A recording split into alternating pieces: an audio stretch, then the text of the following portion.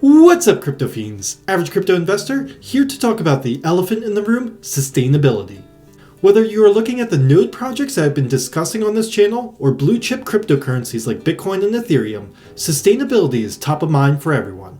How does a project create currency that is advantageous for investors but also sustainable in the long run? In today's episode, we are going to take a look at a couple different avenues that projects have gone down and what new projects can learn from them. As always, nothing said in this video is financial advice, and you should always do your own research before investing into any project.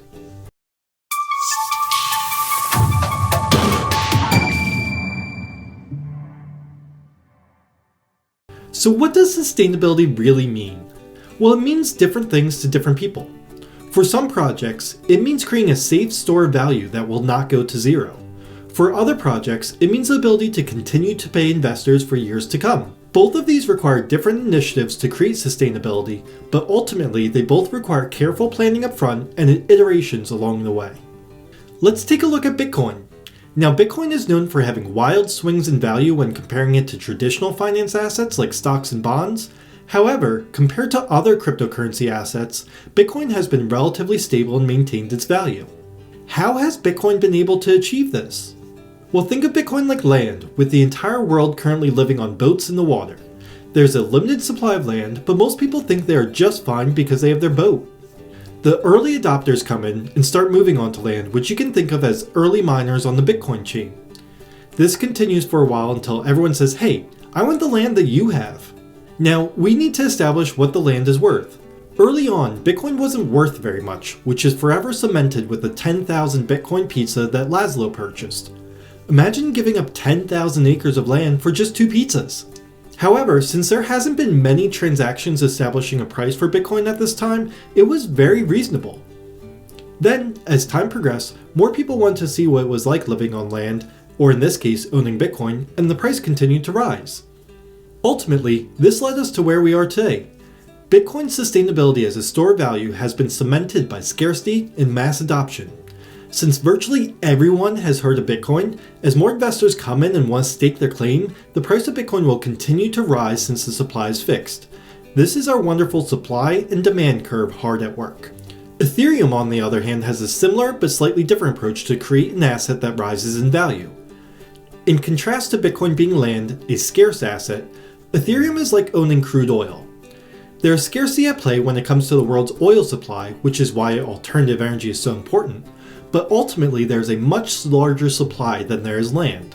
Currently, Ethereum is still an inflationary asset, which is like where we are at with crude oil, with more deposits being found and harvested. However, this oil has important utility cases in our world.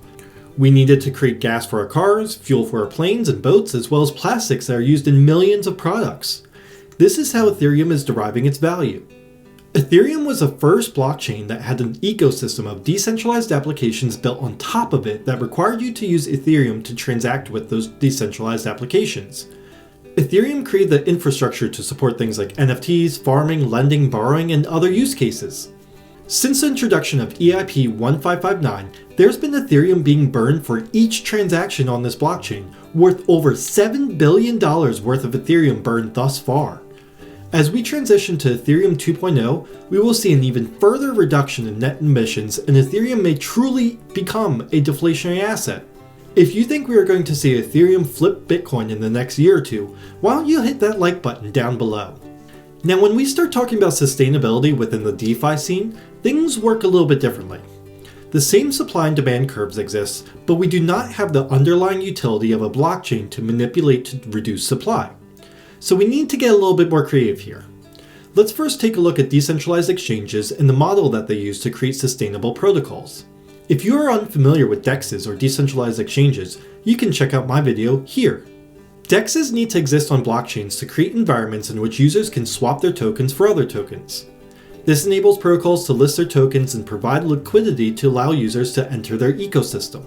Most DEXs charge a flat fee for all swaps, which in turn is their income. Most DEXs even have a native token that they offer to help create liquidity sources and have farming opportunities within their own protocol. They can then use these fees generated to either pay their expenses or buy back their native tokens and burn them. Burning tokens is one of the most popular measures within DeFi to reduce supply. When a token is burned, it's sent to a dead wallet that no one has access to and is verifiable on the blockchain.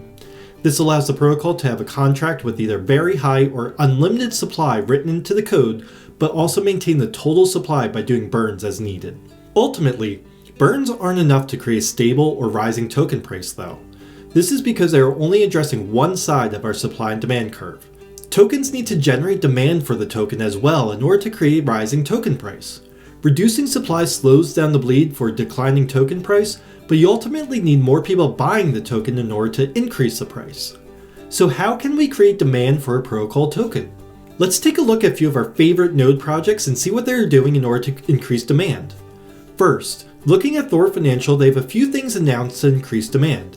The base layer of demand for Thor's token comes from the ability to create nodes which pay out a daily percentage of rewards. This gets users inside the ecosystem, but now they are receiving more Thor tokens and there's nothing to do with them besides create more nodes. The first form of utility that Thor came out with was their staking pools, both for individual Thor tokens as well as their LP token, Thor AVAX. These again paid out Thor tokens, but also raised the liquidity of the protocol, making it less susceptible to large moves in price as well as keeping tokens from being sold. However, this still isn't enough utility because all of these exist within the Thor protocol and aren't really bringing in new investors. The two utilities that are really going to define Thor protocol are their NFT marketplace and their play-to-earn game Gods of Asgard.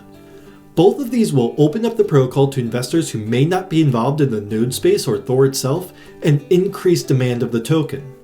With the token being instrumental for certain functions within the game and needing to buy NFTs that are listed exclusively on the marketplace with Thor, this will bring even more buying pressure to Thor and should level out the supply and demand curve. In addition to this, when the marketplace is launched, nodes will be capped and turned into tradable NFTs. This will allow the project to understand their net emissions and react accordingly. It also allows the project to use excess earnings to sweep the floor on the nodes and reduce their net emissions to create a more sustainable model. Some projects are taking a similar approach. If you watch my video on alpha nodes, they're transitioning to a new marketplace model as well to ensure that they can control emissions and create utility for long-term investors. With Hive's launch today, they are also going to have a native marketplace to buy and sell their NFTs. With the success of OpenSea and the revenue it has generated, it's no wonder that lots of these protocols are looking at marketplaces as an option to increase sustainability. Another model that some projects are implementing is a lottery system and creating their own decks. If we look at Titano, they have Titano Play, which is a lottery system in which you can stake your tokens for the potential of huge payouts. This allows them to slow down their emissions while also keeping tokens off of the open marketplace. They've also stated that they are working on building out their own decks so that way they can capture the fees that are normally paid to a third party, ensuring long-term revenue for the project. Phoenix Nodes has also recently discovered that Pangolin was running an arbitrage bot on their token, causing the protocol to move away from using their ecosystem. As you can see, there are tons of moving parts in DeFi, and the first project that cracks the formula for long-term sustainability is going to see massive growth over the next few years. Do you know of any projects that have unique sustainability models? Let me know in the comments down below. We're going to see new models popping up frequently, and it will certainly be interesting to see how they try to appease the supply and demand gods.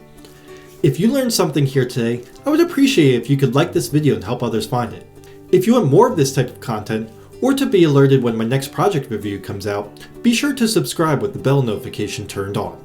That's all for now. Stay safe. And don't worry, crypto fiends, we are all going to make it.